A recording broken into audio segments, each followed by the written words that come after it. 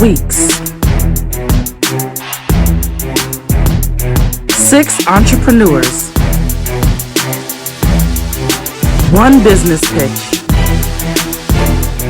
It's time for each one of these ladies to show you she means business. Hello, and welcome to the 2020 She Means Business Incubator Pitch Presentation.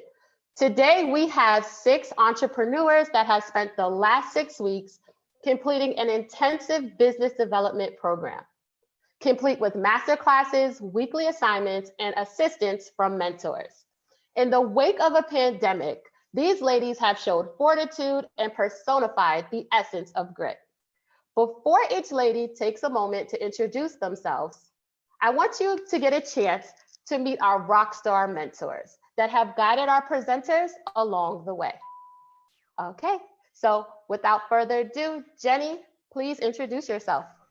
Hi, everybody. So excited to be here today with this awesome group of females who are going to be sharing with each of you their stories that they've been working on and their business pitches. My name is Jennifer Tsitsopoulos. I'm one of the mentors out of New York City, currently sheltering in place in Brooklyn. And I'm very, very excited to be here because I'm part of a company called Board of Innovation, where we help large businesses launch startups. So working with the likes of General Electric, Johnson & Johnson to say, how can we create better businesses for tomorrow? I'm very fortunate to be working directly with the ladies. I'm working with Devin and Morelena, who I'm excited for you guys to hear about today, but to create these business ideas that are for women and led by women. So really excited, and thank you for having me, Al. Perfect. Thank you so much, Jenny. All right, next up is Najla. Hi, I'm also really excited to be here with the She Means Business Incubator. This has been such a rock in the time of COVID, being able to interact with these ladies and have this community. So a little bit about me, I own Silver Lining Creative, shortened as SLCO, and we are a consultancy and agency focused on making business design and the ability to innovate more accessible and more equitable and more fun. And so I've had a chance to kind of work with these ladies around some of the things that I love and I care about. I worked with Tracy and Ileana, who are both creating amazing businesses, again, led. They're women who are doing this differently than I've seen a lot of people have done it. And so I'm super excited to be here and to hear from all of these ladies who I've had a chance to interact with over the last couple of weeks. And I hope that you're inspired by them just as much as I was inspired. Thank you, Najla. Next up, we have Olivia. Hi, everybody. My name's Olivia Contica. I am so humbled and grateful to be here with you all today. I had the fortitude of working with Jessica Canty, and we teamed up together to work on the past 6 weeks. We hustled away while everybody was, inside home. And it's what I do with startup founders on a day-to-day basis. So I work from my Boston office, early stage founders. People call me the Mary Poppins of all brand strategy and digital things. And I'm super, super excited to be here and to be involved in this entire process. Thanks, Olivia. And last but not least, we have Melissa. Hi, everyone. If you're nervous, don't worry. Everything's going to go great. I'm excited to be here too, as your other mentors have shared. I run a marketing collective for early stage startups. I have a very long career in marketing, mostly in entertainment and working at tech startups. But in the last 10 years, I've been really hyper-focused on startups and really love, one of my passions is working with female founders. And this program has been inspiring. I've been working with Shayna, and I'm super excited for her pitch today. I think she's going to do great. But you are so inspiring to even us as mentors. You inspire us every day. So thank you. Thanks, Melissa. And thanks to all the mentors. As you can see, we've had an all-star lineup, keeping the SMBI participants on track. So now it's time for the main show. Here's how it will work. Each presenter will have 5 minutes to pitch their business. After the 5 minutes are up, they will be asked a series of questions by 3 mentors serving as judges. Each presenter will have exactly 5 minutes to respond to the judges' questions. Once all the presenters have pitched and answered follow-up questions, the winner will be decided with anonymous voting. Each presenter will be selected at random. So now that the logistics are out of the way, and if you're anything like me, you're excited to see the real stars of the show. So without further ado, let's kick it on over to our first presenter. All right, Devin, you're up.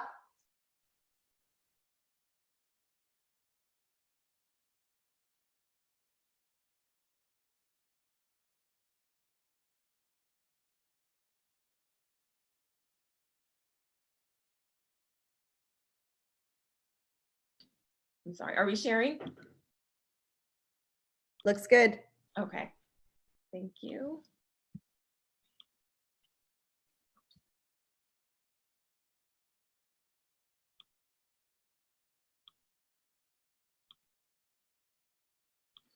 I'm sorry.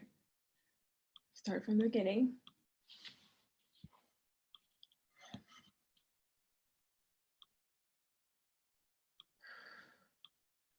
Okay. So again, womb, a place to go, a place to grow. My name is Devin Stewart. I'm a mother, feminist, academic, reproductive health doula, trauma-informed therapeutic yoga instructor, and creator of Womb. So 2 months ago, I was doing great. I was going to the gym regularly. I just taught my daughter to swim. She was going to dance class. We were doing play dates. And then all of a sudden, the gym closed. Schools closed, playgrounds closed, the city shut down. And I was without all of the entertainment and resources that I usually had to not only entertain us, but keep us together, maintain my wellness and self-care routine.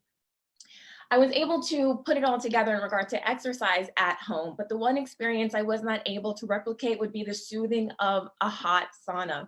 So I created Womb, a space and time for me to replenish, restore, and remember myself.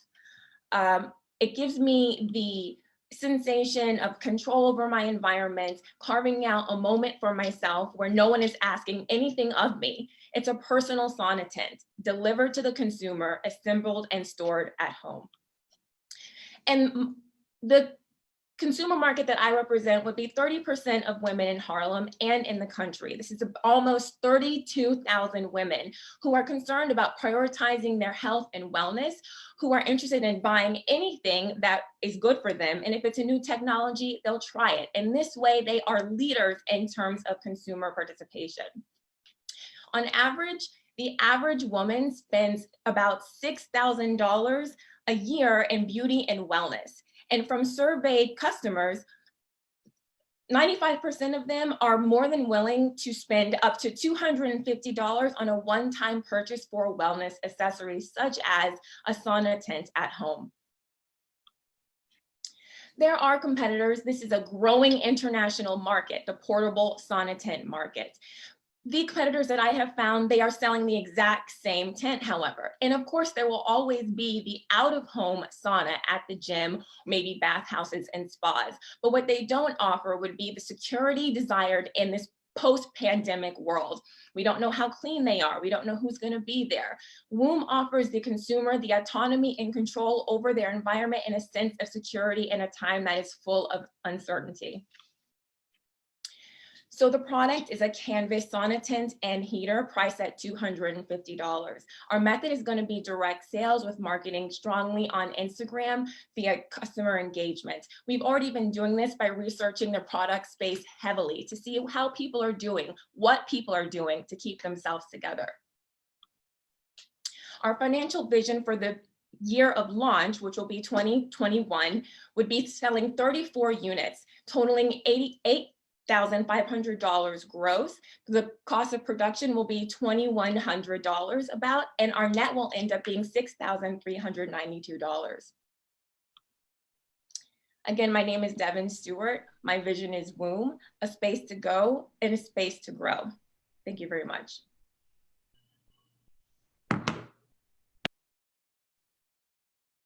Thanks, Devin. Now it's time for the Q&A section.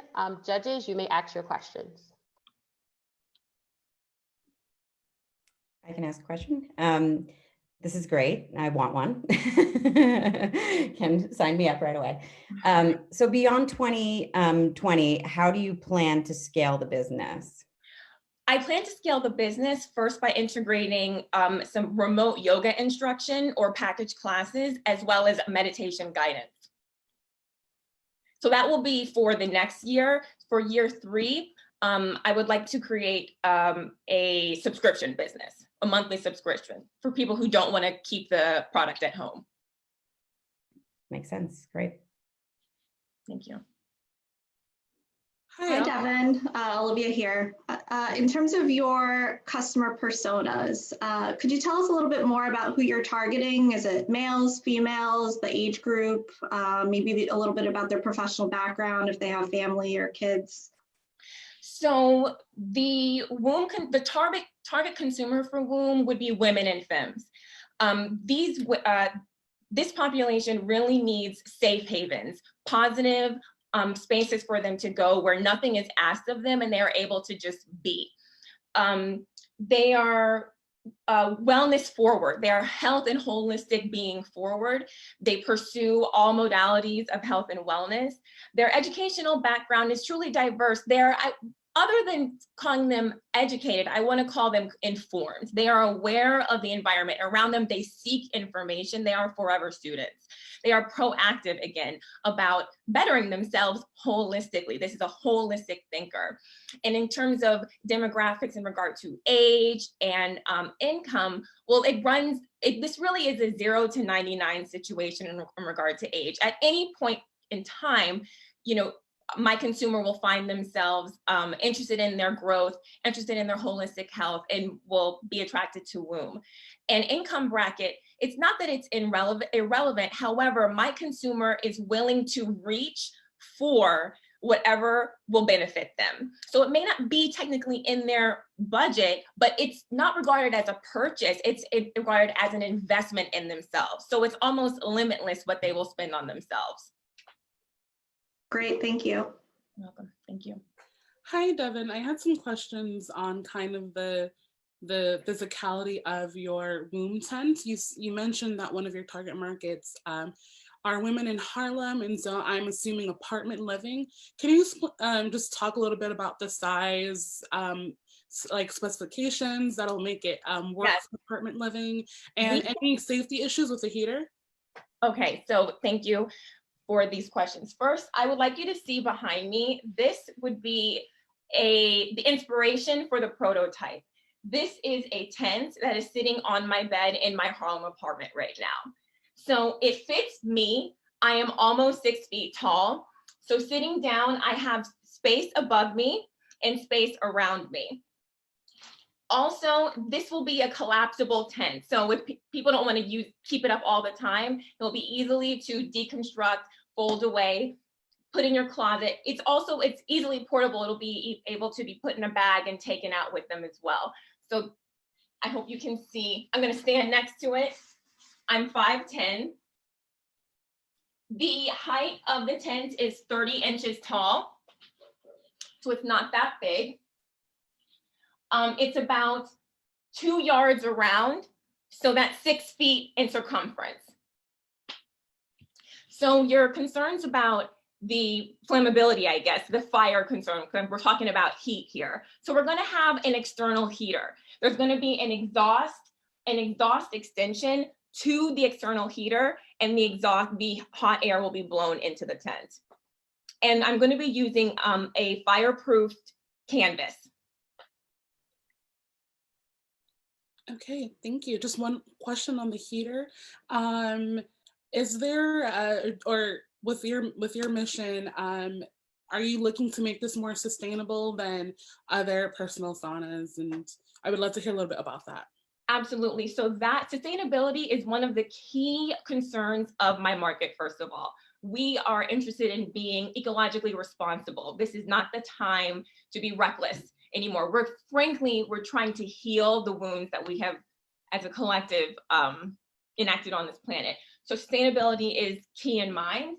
So that's why I chose canvas and natural fiber. We're gonna have organic materials. The dowels, the posts to support the tent are gonna be bamboo, extremely renewable resource, organic.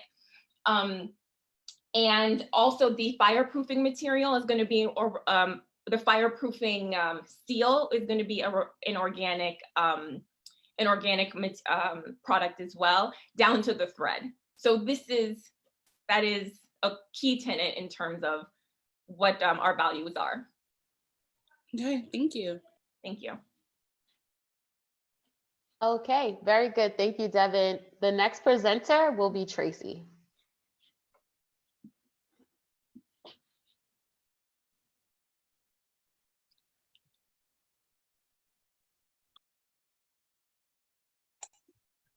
Hi, can you all hear me?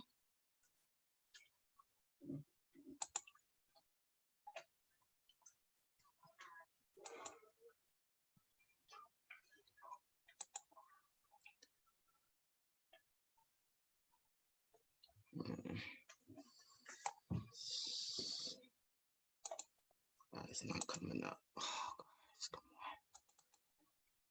on. Okay.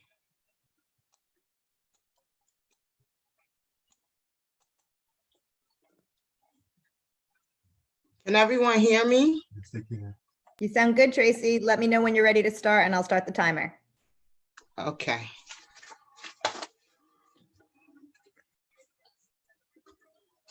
I'm ready. In December 2019, a potential client was interested in executing a fashion event to benefit her charity. Securing a visit at our dream location, the Brooklyn Museum, my client was unable to attend the visit, and we had no time to meet to discuss the precise event. Receiving a press release that morning, I walked into the meeting and pitched an event off the cuff, which received a response from the event people with the hope of working with us and making it an annual event. While we failed to go forward with this event, my brother, who was with me at the time, suggested that the move was truly gangster and that I should be doing events as a business. My name is Tracy McNeil, and I am the founder of the yet to be launched Ultimate Atmosphere, an event company utilizing events as a tool for revitalization. 2020 predicted good news for the event industry as a whole. The expectation would be that more businesses would want to look to events as engagement. Up to 20% of marketing budgets is spent on events. Through this, I identified 3 specific markets: brick and mortar small business owners, emerging designers looking to expand their brands, and larger brands looking to outsource projects that will diversify their customer base. The post-COVID situation suggests that my 3 target markets, with the small business owner being the likeliest one to engage within the next 90 days. That's the market I will speak to for this pitch. So here are the problems. Based on the target markets that I've identified, brick and mortar retailers are struggling to capture customers against e-commerce competitors.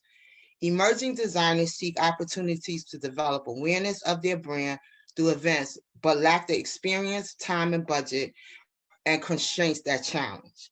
Large organizations are looking for interpersonal retail experiences to capture a more diversified client base and are looking to outsource events.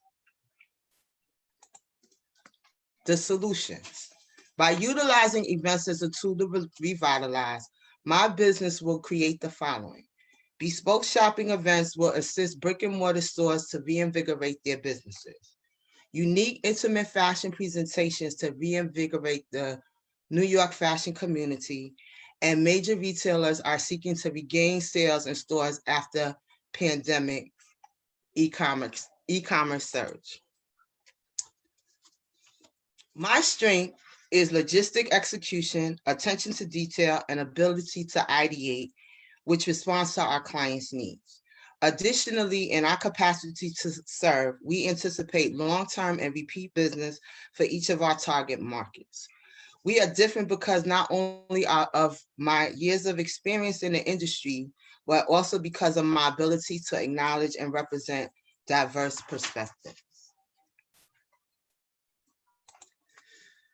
Our competitors consist of production companies, event production companies, PR firms who offer events, services, bigger retailers who have their own event division, and individual businesses who want to try to do events on their own. However, there's no one particular production company that's offering the solutions that I have, which is using events as a tool that transcends.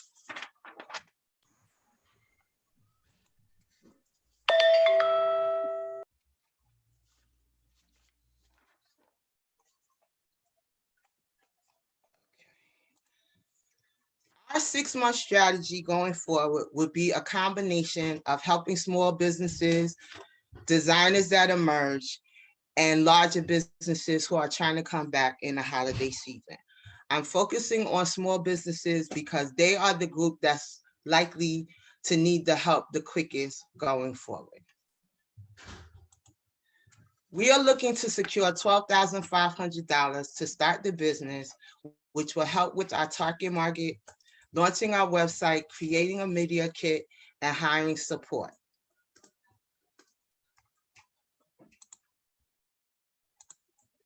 Additionally, we will start with a created event curated by Ultimate Atmosphere, which would include a shopping tour for our small business owners. With 20 years of experience, my resources are varied and I work diligently to affect collaborations, partnerships, and cross-promotional opportunities. This is an advantage that none of my competitors offer. And that's my contact info. Thank you so much for your time. Awesome. Thanks, Tracy.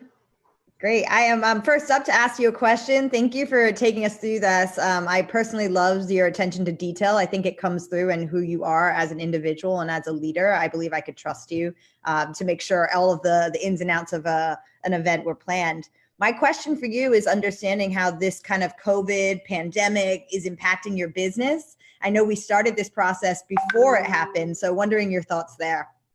Okay, so since the business hasn't really officially started yet, one of the things I'm excited about is the opportunity to recreate events.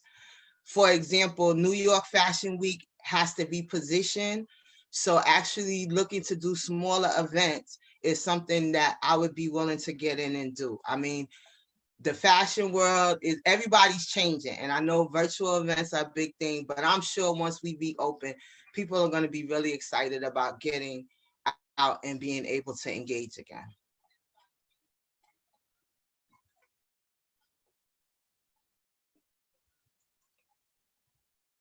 Are you finished, Jenny?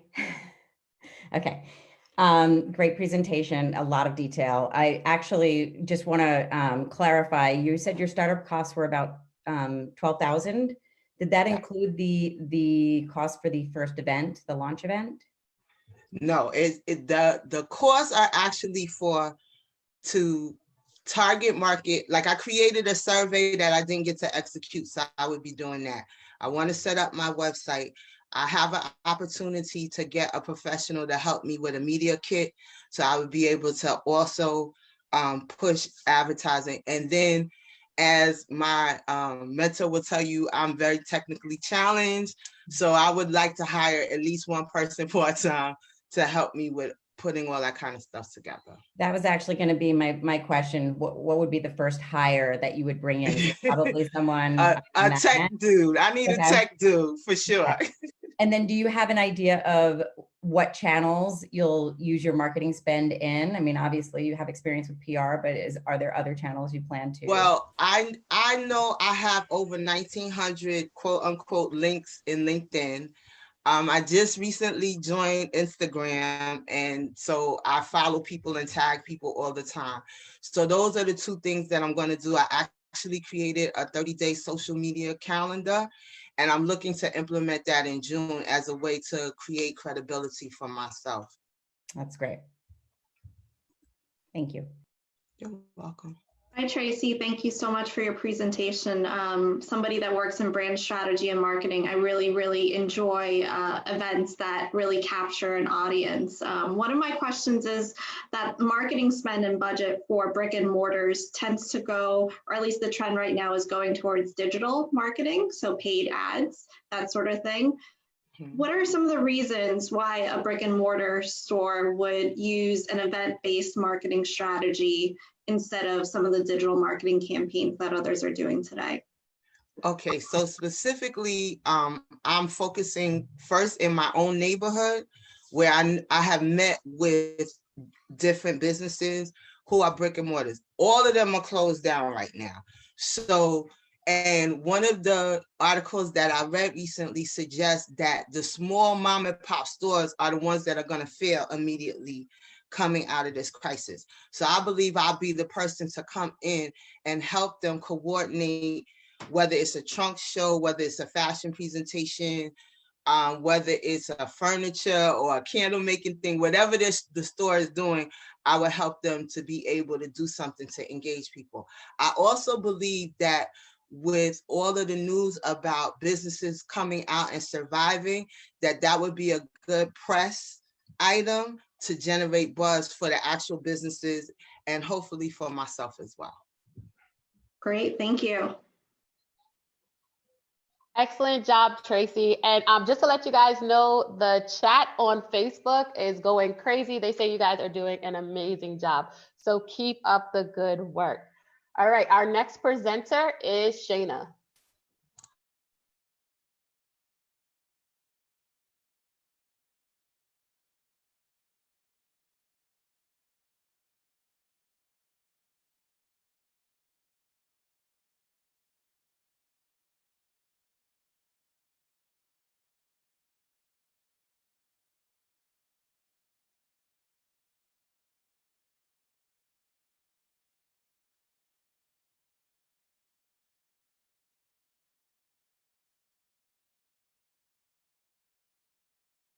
Shayna, you're on mute, but when you're ready, let me know and I'll press go. We can't hear you. Can you see the presentation? Mm-hmm.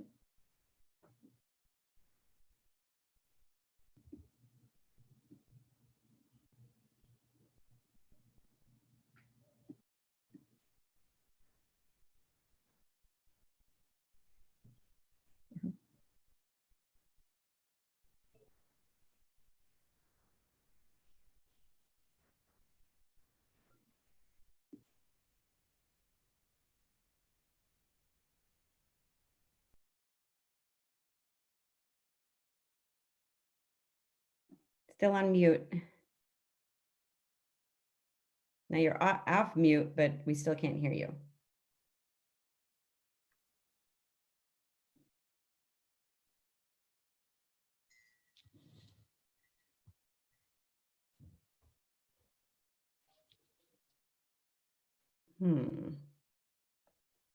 Any troubleshooting?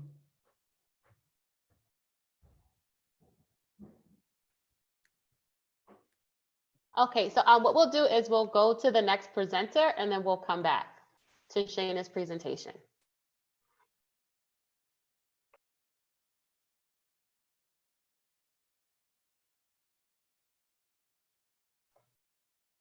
Okay, so the next presenter will be Morilena.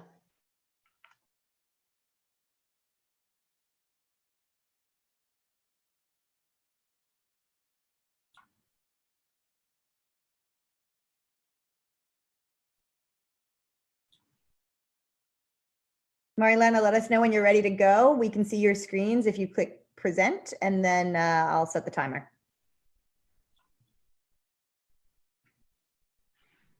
Ready to get out the blocks. You got this. Good luck. What if I told you that just by living in the Bronx, your life expectancy is 7 years less than if you lived in Manhattan? Despite the efforts of our community leaders, schools, and organizations, the narrative of the Bronx has remained unchanged for almost 10 years. making it one of the unhealthiest and poorest counties in the state of New York. Number 62 out of 62 counties to be exact. Now that's a lot to take in.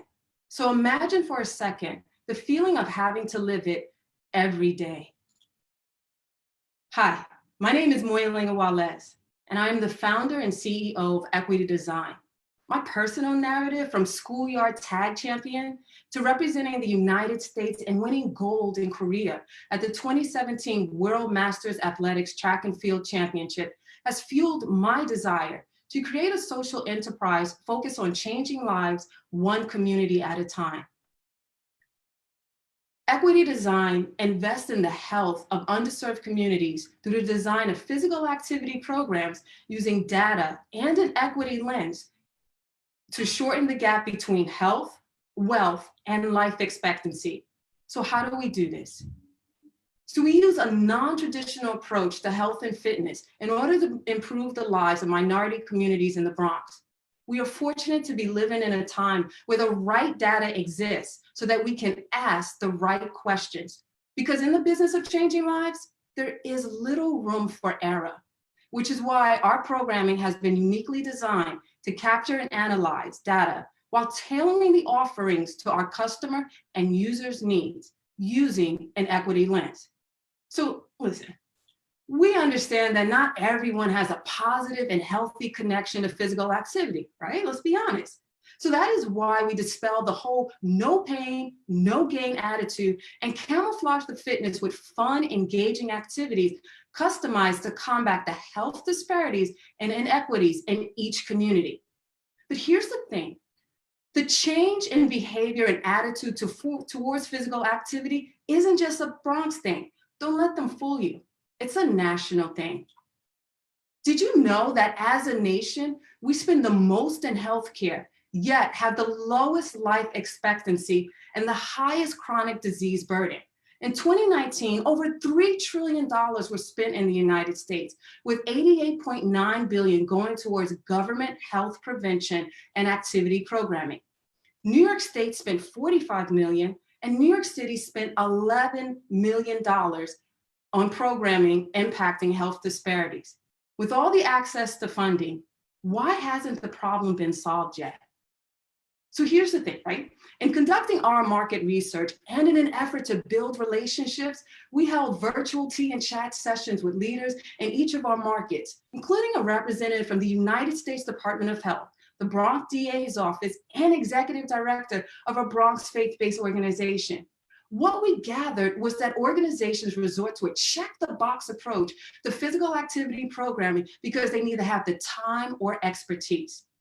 Now, given the projected increase in health disparities, unfortunately, in the Bronx, the fiscal start year pushed back to October 1st for organizations, and schools anticipating a shift in half class, half virtual learning platform. The time is now for equity design. So as a business-to-business value service business, we have 3 customer offerings to support our customer needs. They consist of program design, professional development, and health equity assessment reports. In the next 6 months, we plan to target 20% of 430 schools and 10% of the organizations serving the Bronx, using HubSpot to connect and establish relationships. In 2019, with less than half the year in operations, we had $560 in revenue. This year, our starting projections are $12,990. And that's just from word of mouth marketing. While equity design is one solution to closing the gap between health and wealth in our communities through physical activity, it's going to take collaboration. Our team is looking forward to taking the story of the Bronx and rewriting it with you.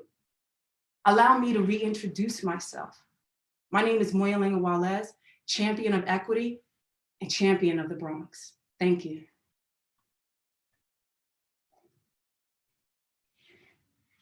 Thank you, Marilena. Judges, you may start asking questions. That was a really great presentation, and I love how this doesn't just affect where you are right now, that this can be a highly impactful service and product that you roll out. I have an interesting question for you. first of all, the fact that you're an athlete is going to mean that you're going to be highly competitive out there. You're going to do everything you can at all costs to win. Talk a little bit about your competition and how you'll make sure that nothing gets in your way.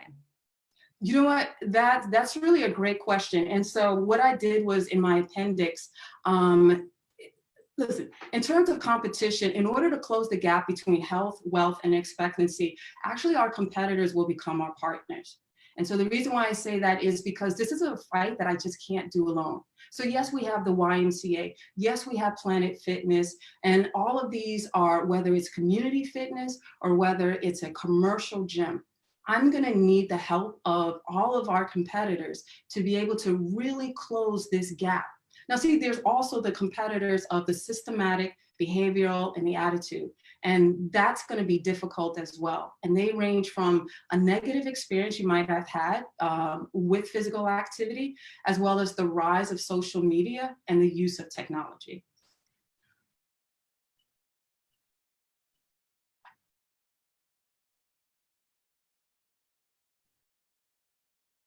I'll jump in. Madalena, thank you for your presentation. I wanted to like bust out into a rap a couple of times to hype you up in the background. I guess one of my questions is, who are your other partners? You mentioned a lot of kind of government or council members, but who do you see as being your other partners as a part of this fight, and how do you get them to buy in? For example, healthcare professionals living in these neighborhoods, how do you get them to buy into this idea with everything that is happening, with everything that is going on? How do you get those resources when in neighborhoods like that, there's such a survival kind of mechanism, and COVID has actually put more people into that survival mechanism. So how do you plan on creating those partnerships? So that's a really good question. And so, you know, through the course of the past 6 weeks, I've had an opportunity, like I said, to talk to diverse partners. So that consists of the United States Department of Health, as well as the Department of Health, the Health Equity Center in the Bronx specifically, and also schools and other leaders within nonprofit organizations. And so they're doing the work. And so the problem is that they just don't know how to be able to facilitate meaningful physical activity programming. So one of the things is, you know, in terms of just being thoughtful, not coming in to be able to say, this is how we're going to rework it. It's me coming in and really assessing, and that's the core of what we do with our business. We assess what is already there. Then we take the data to match that assessment, and then we work with our partners. This is a true collaboration to be able to come up with what the solution is. So again, they're already doing the work. It really is continuing to have those virtual tea chats on not hard selling them, but getting them to understand that there's a way we can improve so that we can make sure the Bronx is not 62.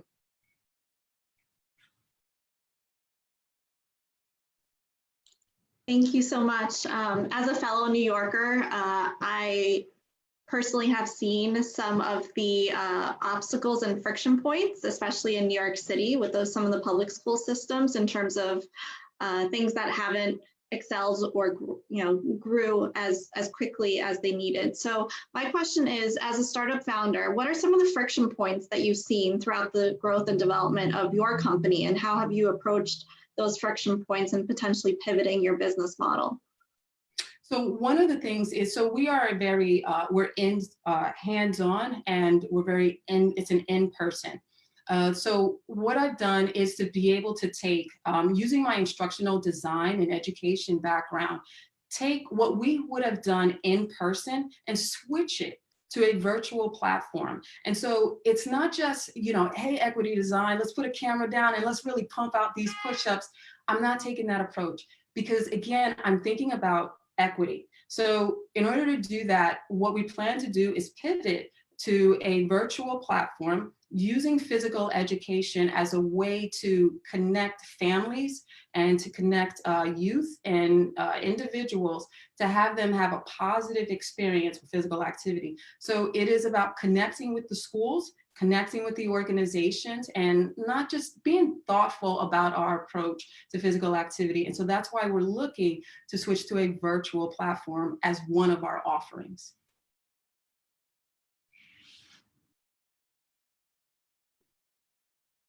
Okay, thank you, Marilena. Excellent presentation. The next presenter up is Jessica.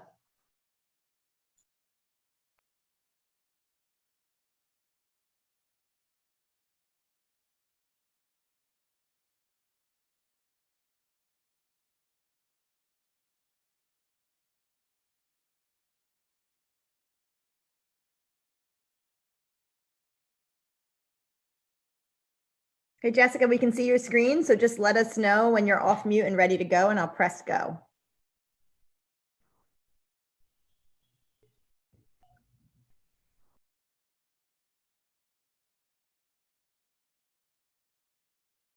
Okay, I'm just trying to get my camera back. I don't know how I lost it. Just give me one moment. Gonna have to, I guess, expand this. Let's see. Unless, is it something on your side that can make it so that you can see my camera? Give me one moment.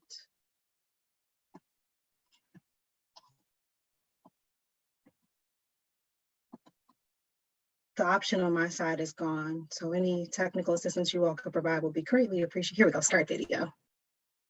Okay, let me get rid of this so I can see.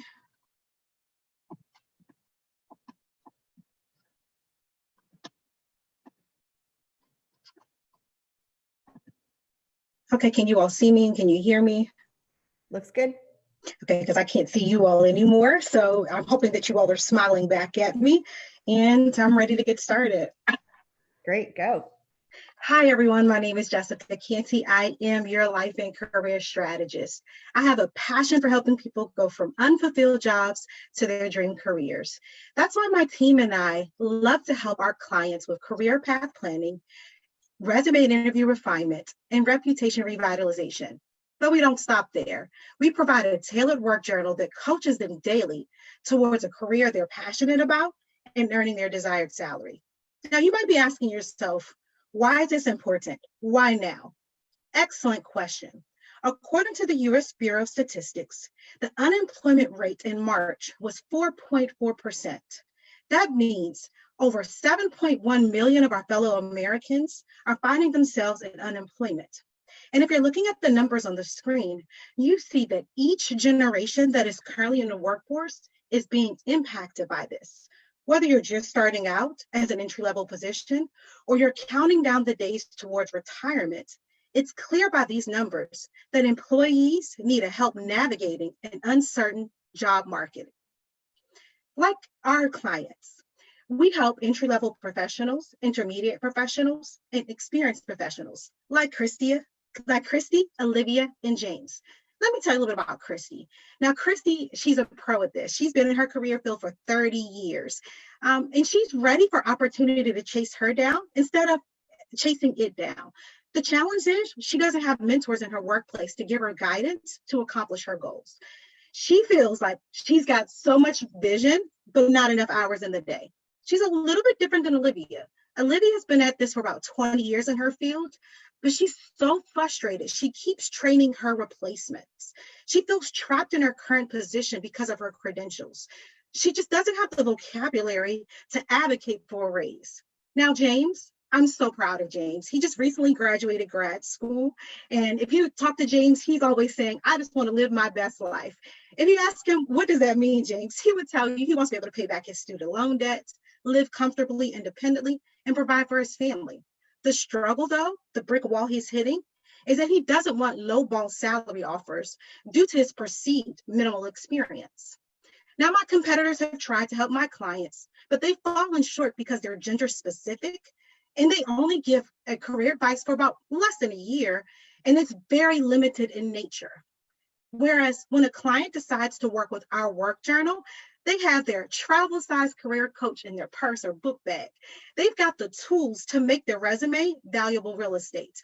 They'll learn how to take their career off pause. They'll even learn how to dress the part and have boss-like behavior. They'll have 1 year of daily coaching at their fingertips. link to our online courses, step-by-step instructions on how to use the tool. They'll even learn how to formulate their own brand identity package. But we don't stop there in helping our clients. We provide online courses, one-on-one coaching, career acceleration tools, and I am thrilled about our exclusive community, Cubicle Country, on LinkedIn. We provide online and in-person workshops. And if you haven't checked it out yet, you ought to go check out our podcast, Cubicle Conversations, Discussions to Accelerate Career Goals. So let's do the numbers. We've crunched the numbers, spoken with publishing companies, and we can see that our MVP can set us on a trajectory of learning $12,000 in 1 year. And just 3 years from now, we could be making close to $50,000 on our work journal. Let me tell you a bit about our team. Jennifer Butler, our global content developer, myself, Jessica Canty, your life and career specialist, and Kapasine Abdulaziz, our resident resume expert. Combined, we have over 35 years of experience of getting people promoted, earning the salary they deserve, showing them just how they can work from their couch and having an overseas position, or learning how to have a fast-track career trajectory. So let's do the numbers. We have surmised that we're in the startup phase, and it's going to take about $5,000 to address marketing, online courses, website, and our work journal. Our marketing expenses are going to go towards advertising, crowdsourcing, and our website. Advertising on social media platforms. I know a percentage of our crowdsourcing will go towards the host, and making sure our website can support our online courses. I am thrilled to be able to work with you to make sure that Monday mornings are not a drag and that your passion can provide for your life. Thank you for this opportunity. Thank you, Jessica. Judges, you may ask your questions. Hi, Jessica. I think I'm first off, and I really am excited to download or to listen to your podcast, Cubicle Conversations. I think it's very catchy, and it sounds like you already have some great material out there. My question for you is going to be more about the practicality of your business model. So I can understand the journal being one aspect, but it sounded like you also have this high touch, I think it was daily coaching as well. Can you tell me how you're able to balance the amount of people that you have within your program and your own time? I'm so glad you asked that question, Jessica. The daily coaching is in the pages of the work journal. So we have a couple of different touch points. So you can have the work journal, which is your travel size career coach. That way you're completely accessible to me in your journal. We also have the one-on-one coaching for the 3-month and 6 months time frame, where you meet weekly with your career coach. And the online courses can be accessed at any time zone, any place that you want. And we will limit the number of one-on-one coachees. But we hope to scale to be able to bring more people on staff, to be able to expand the number of people we accept in our one-on-one coaching. Now, the workshops, they'll be online and in person. So again, some of those things will be recorded so you can just hit press play. And anytime, if it's 2 a.m, you just want to kind of rev up your resume, you can have that and have accessibility to all the career acceleration tools that we have to offer. Great. And can you just remind me, what was the minimum cost that it is to be part of this program? For the 3-month or the 6-month? The 3-month. Okay, so for the 3-month, it's about $2,000. And then for the 6-month, it's closer to $3,000. But we want to make this accessible to our clients. So we do offer payment plans to ensure that they're able to achieve their career goals. Thank you. Hi, Jessica. I loved your presentation. I loved seeing your smile. And so my question is, I think that you provide such an amazing array of offers. I think my question's around more of your sales funnel. So how long does it take typically from somebody maybe hearing about you to actually becoming a customer or client? And also, what are some of the costs to kind of convert somebody from just being aware of you to actually being part of your program? Seems like you're creating a lot of content and investing a lot of time and resources. So just wondering what the story was there. I'm so glad that you asked that question, because we have multiple touch points to help our clients go from interested to becoming on-board clients.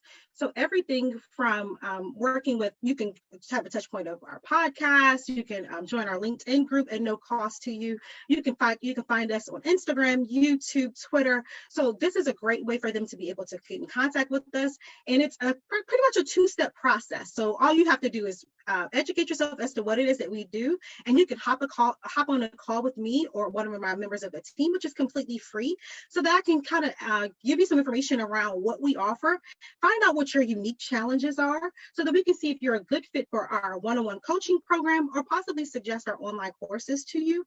So we try to streamline it and make it very simple, very fast. You can head over to our website, which is very easy to read, to be able to access the sales page.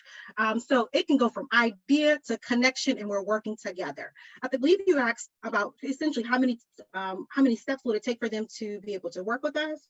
And did I answer your latter question? I want to make sure I got that. No, so just kind of how much do you invest basically to convert somebody into being an actual customer?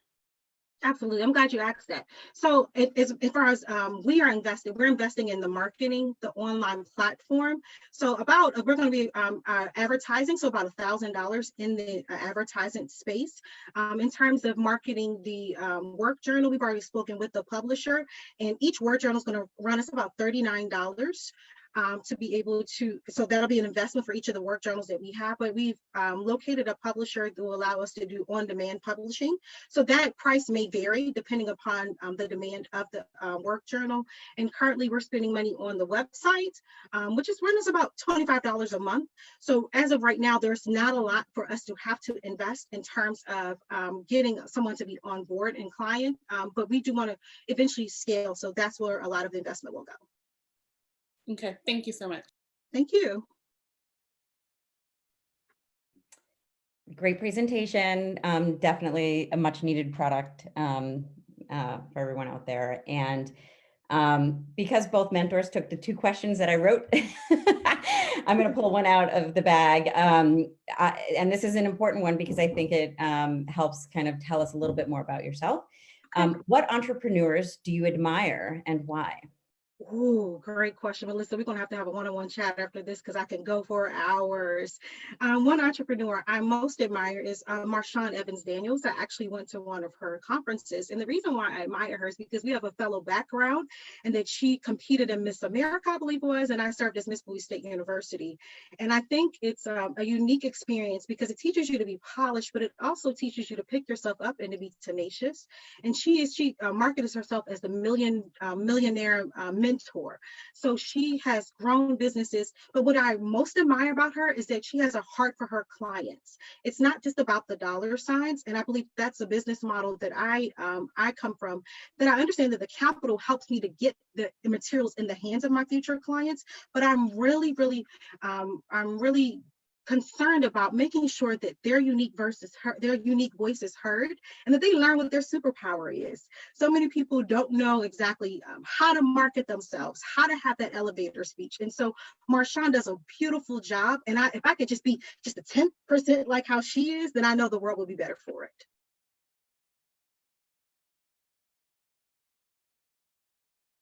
Okay, thank you so much, Jessica. Thank you. The next presenter will be Ileana.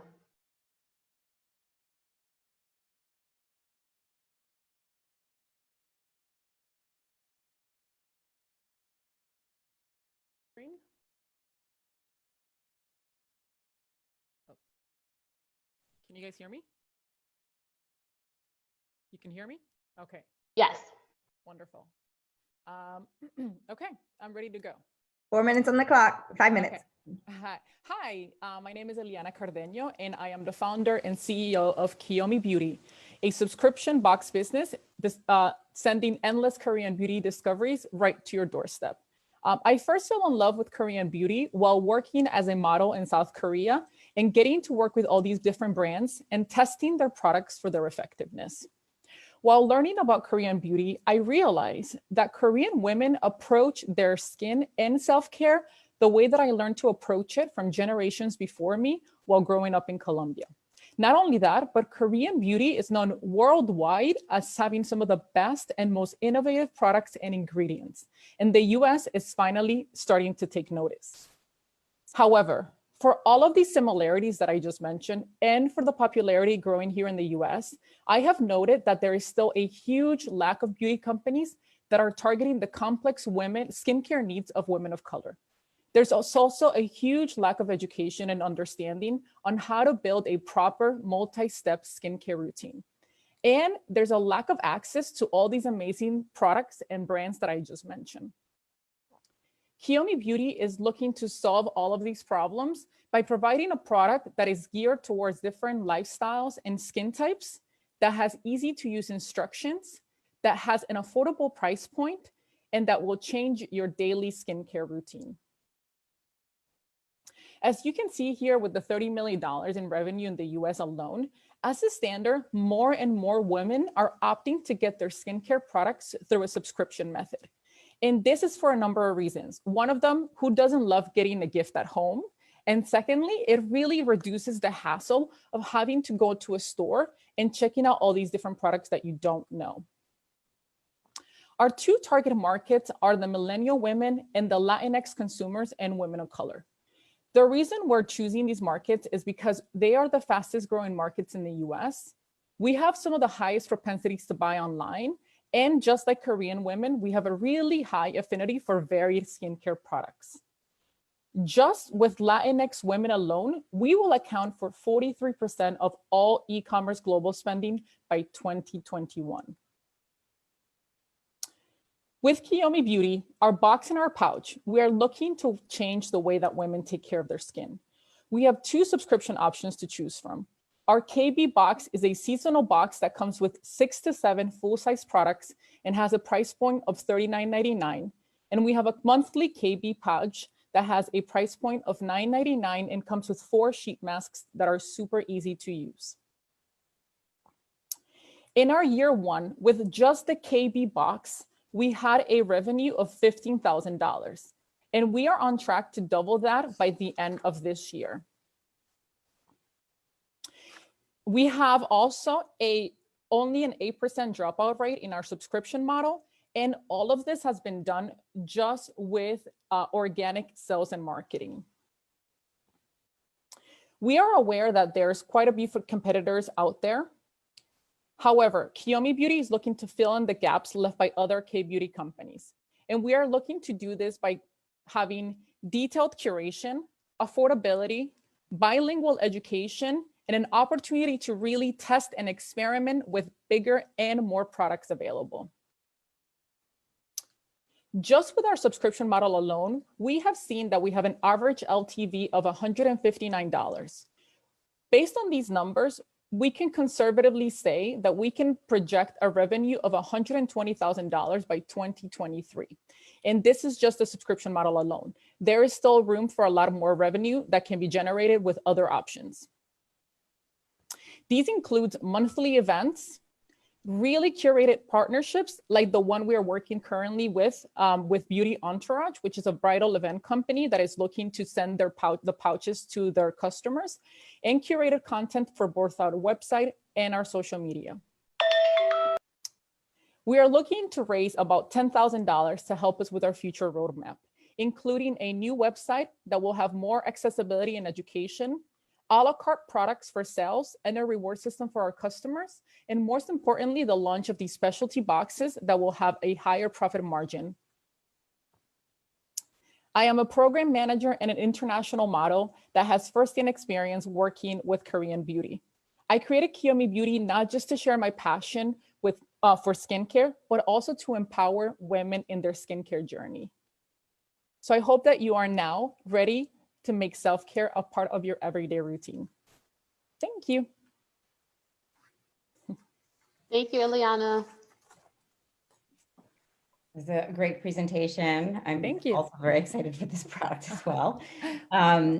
My question for you is, congratulations on the growth that you have had and that you'll see in this year. Thank you. Looking into beyond from 2021 to 2023, that growth that you're projecting, how will you prioritize the business in 2021 to meet those projections? Yeah, so I'm actually currently working as a consultant, but this is my full-time job, as I like to say. Even though I'm doing some side gigs, I'm currently working on this full-time. So I'm really putting all my time and effort into making sure that we're meeting our growth for this year. But not only that, but we're thinking about ways to really implement new products and seeing even more growth than what I am thinking about at the moment.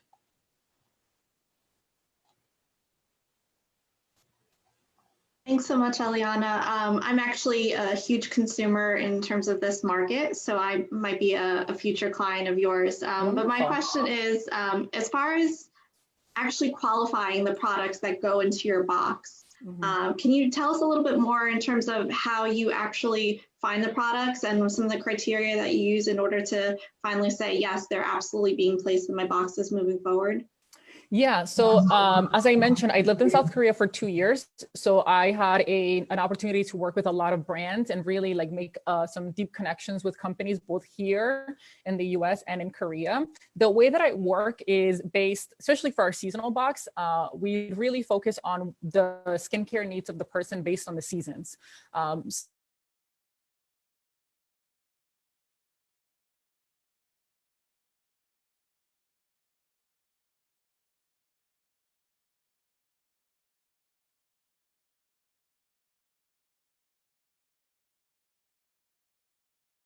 Eliana, I believe you're frozen.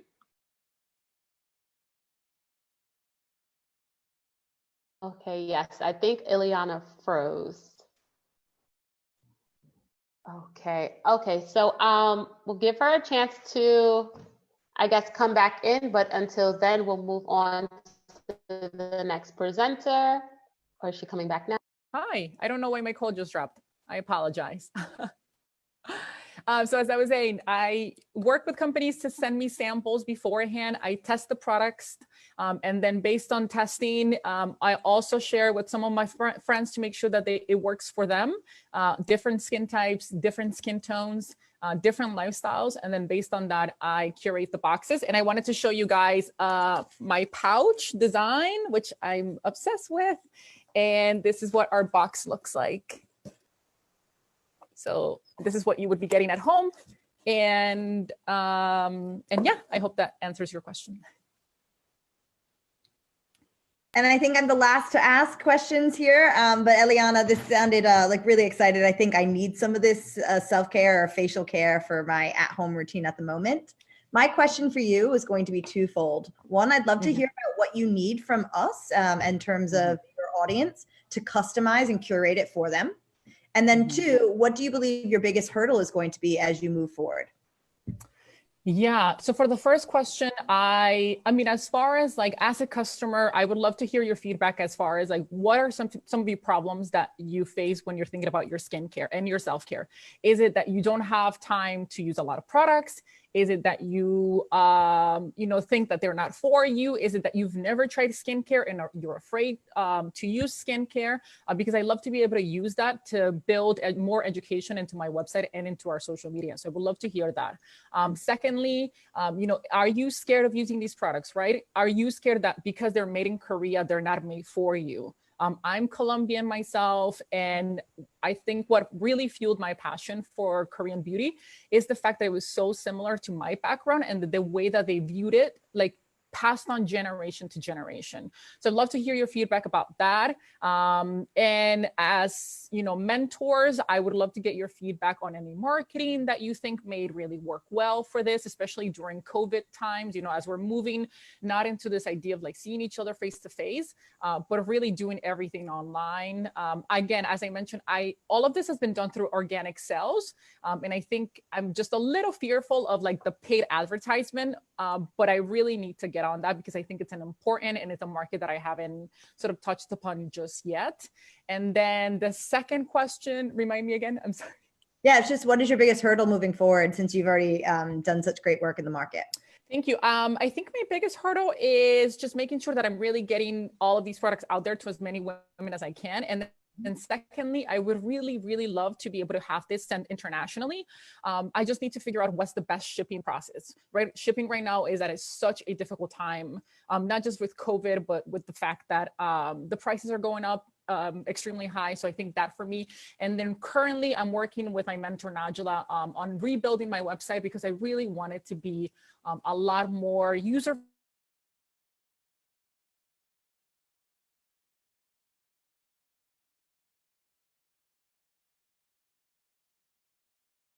Okay, did we lose? Is she still there? Okay, I think we may have lost Ileana. Wait, she's coming back in. Give her another second.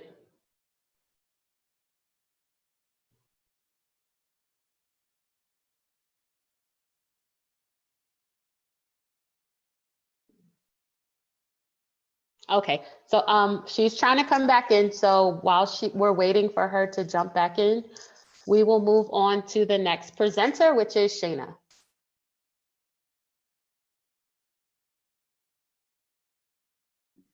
I'm going to call her so that she can be through the phone since her audio is not working.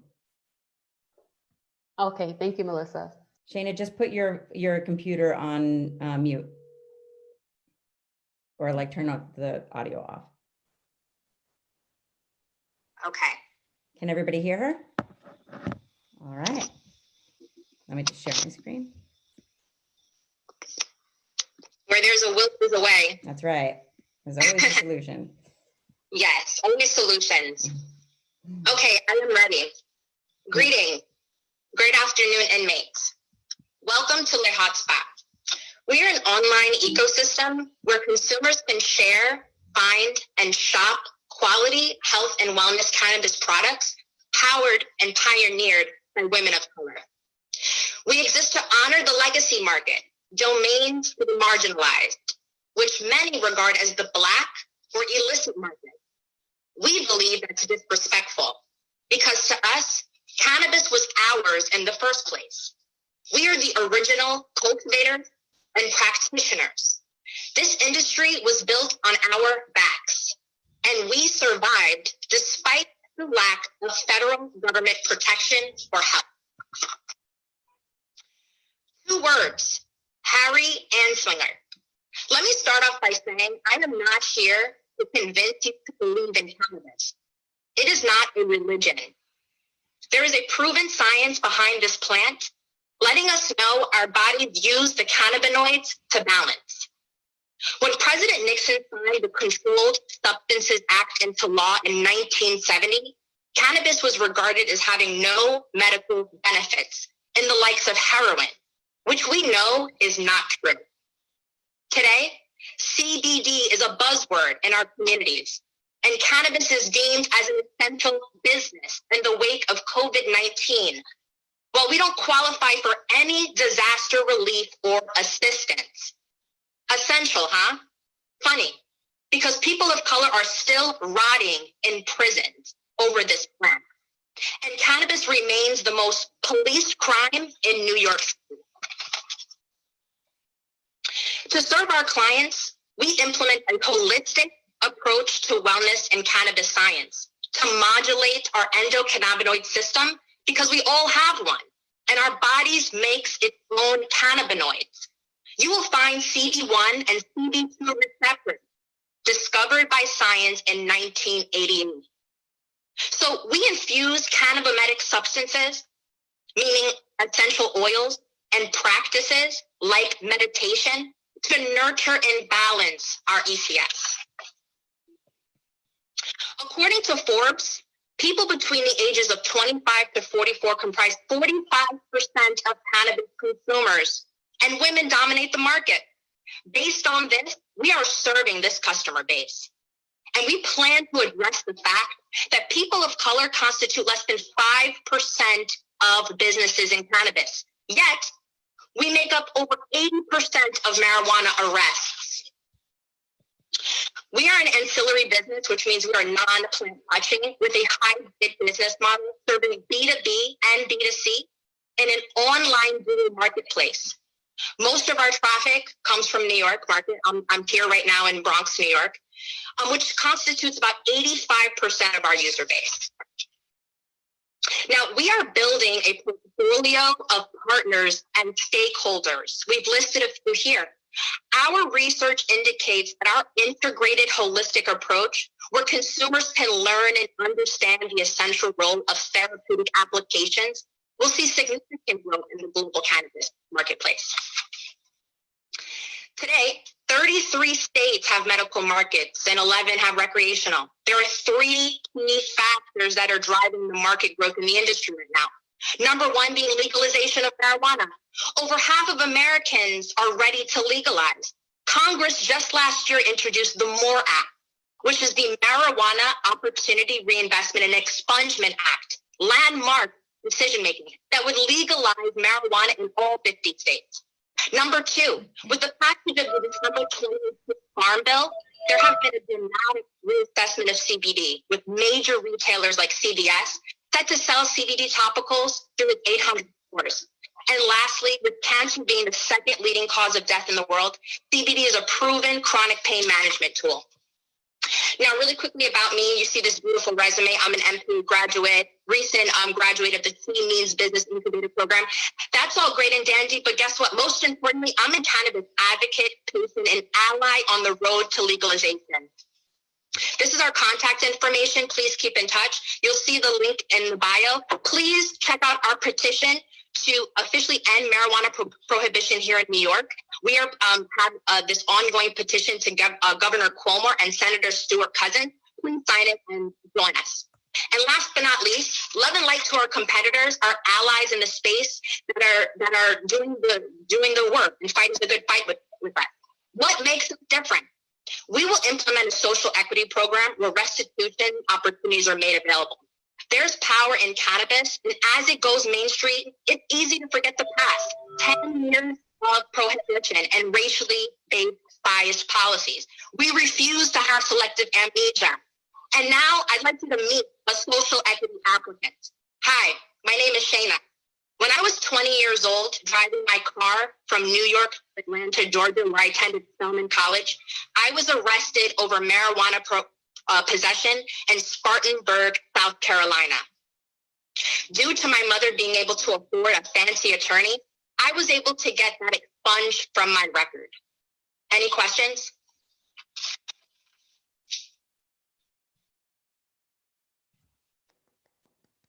Thanks, Shayna. All right, judges, you're up.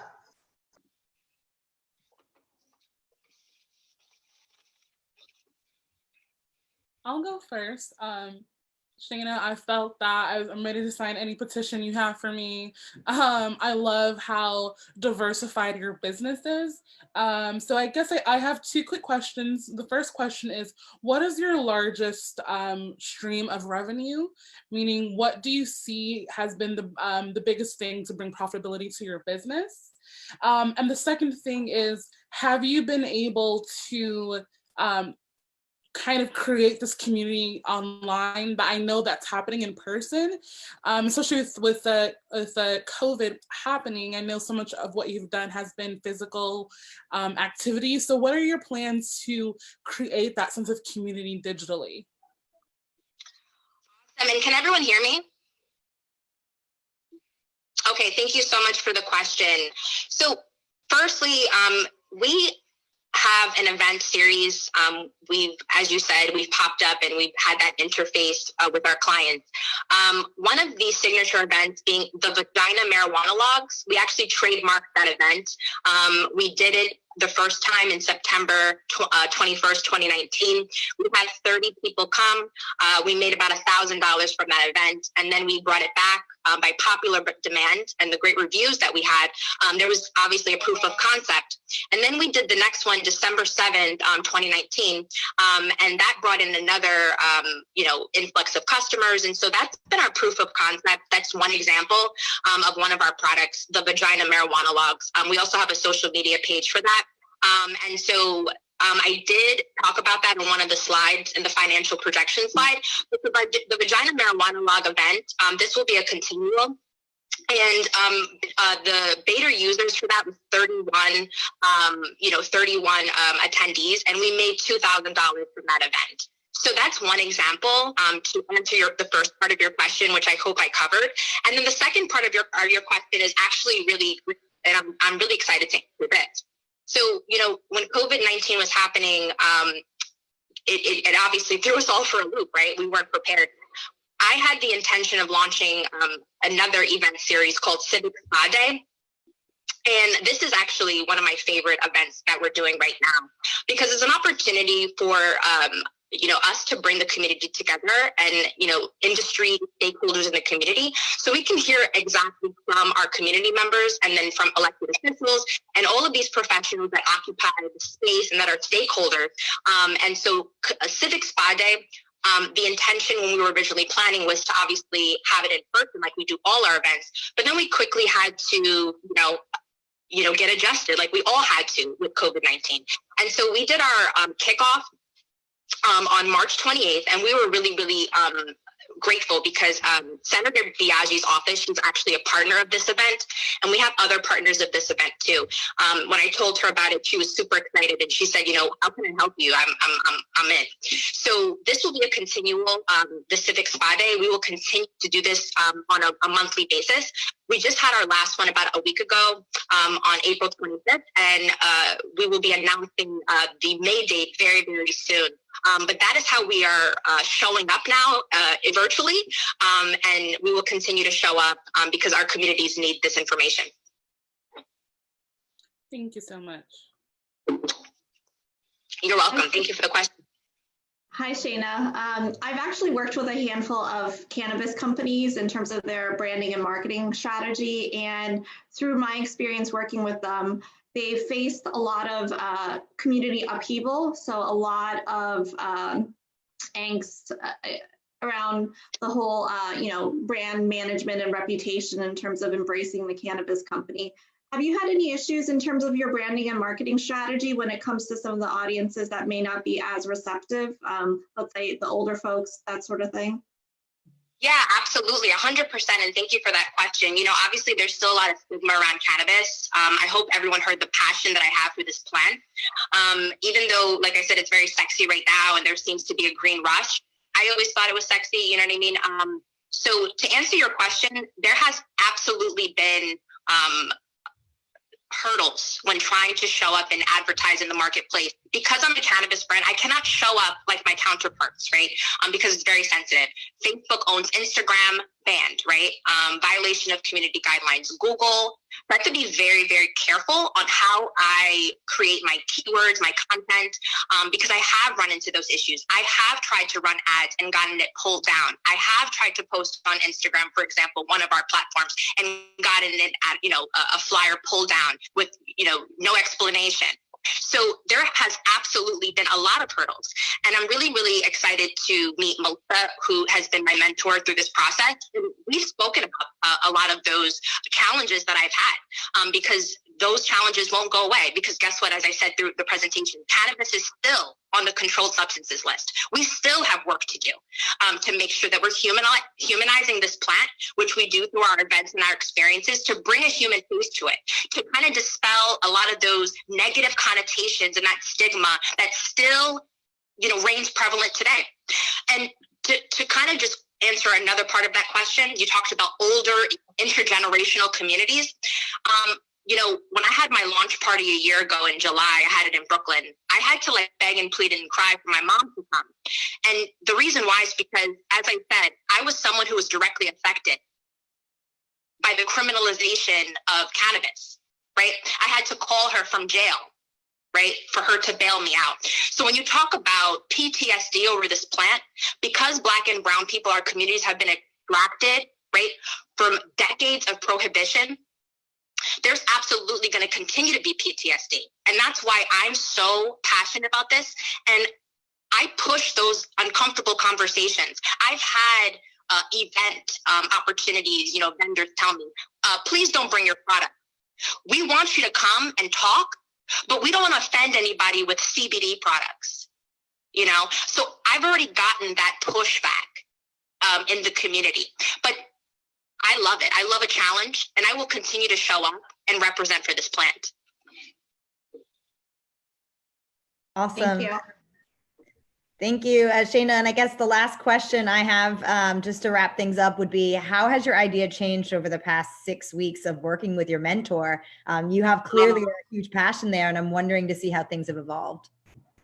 Oh my goodness. Thank you so much for that question, and super grateful for this incubator program, because to be honest with you, I thought I had it all figured out and I didn't, so going through this program and the rigorous curriculum and having access to the mentors and being able to ask questions through the Slack chat has been, monumental for me. And speaking specifically about my mentor, Melissa, she's a marketing guru, that's what she does. And so being able to talk through my target market, with her, my audience, and how I want to show up in the marketplace differently, I have totally revamped how I will be showing up in the marketplace moving forward. And I've just learned so much on how to brand myself in terms of how to connect directly with the consumer. And so I'm really excited to have this narrowed niche, a way more narrowed focus than I did before. Because I just felt like before I was all over the place, and I have all of these great ideas like we all do, right? We all have these great ambition and great ideas, but you have to really put strategy behind it. And that's what me and Melissa were able to do. And I'm super grateful for her mentorship. Great, thank you for that.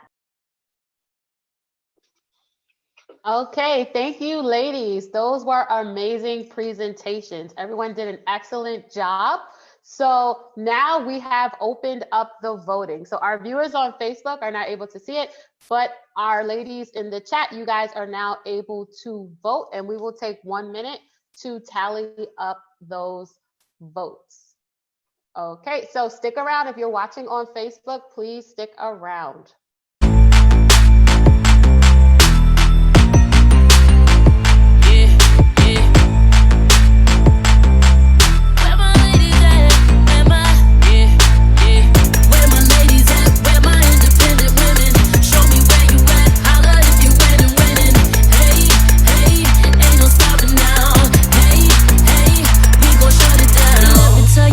Let me put you to the test. I pay my own bills, I write my own checks. Hey, on to the next one.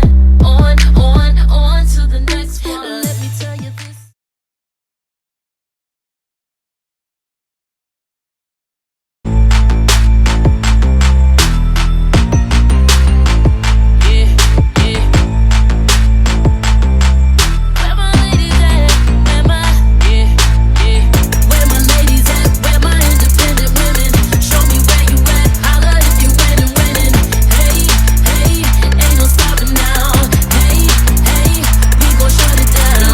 you this. Let me put you to the test. I pay my own bills, I write my own checks. Hey, on to the next one. On to the next one. Let me tell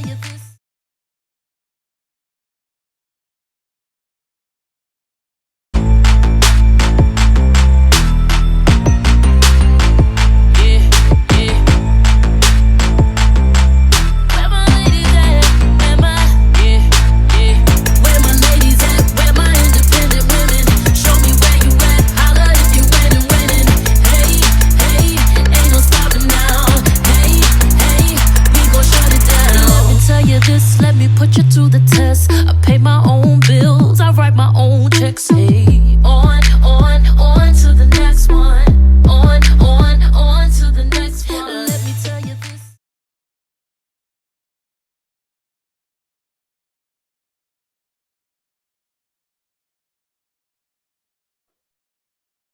All right, ladies.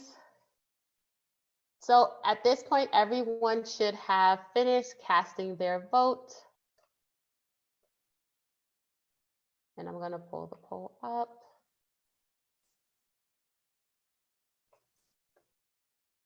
Oh, okay. So we have a winner. Woo! All right. So it was pretty close. It really was neck and neck. So with the highest amount of votes, our winner is, drum roll please, if you can, Ileana with Kiyomi Beauty. Congratulations, Ileana. Okay, so Ileana. Oh my God, thank you all so much. Yes, speech. No, I just honestly just want to say thank you to all of you. It has been such an amazing chance to like work with all of you despite doing this virtually. I know this has been extremely difficult because I think for me more so, I really wanted to take a chance to meet everyone in person, but regardless, everyone has been there from day one, putting time and effort. And I know for some of you, you have kids at home. There's so many other things going on. But most importantly, I want to say thank you to Najla. She has been amazing. And above all, we've not just made this a mentor-mentee. We've created a friendship, like we've built a friendship out of all of this. And I'm so excited to see all of you grow, launch your businesses. And if there's anything that I can do to help, for example, with Devin, I would love to talk to you and try to figure out how we can make this more like the synergy between self-care, or any of you, I'm happy to do that. And thank you. Like, honestly, I did not expect that all of you did such an amazing job. So, and I had like so many technical problems, but thank you. Yes, you're welcome, Ileana. And ladies, everyone did an amazing job. Your presentations were phenomenal. So please continue to take these pitch decks with you and just continue to be badass bosses, because you guys are all incredible leaders. And I can't wait to see what you do in the future. All right, ladies. And thank you for everyone who was watching on Facebook. Thank you for tuning into the first She Means Business Incubator pitch presentation. Have a good day.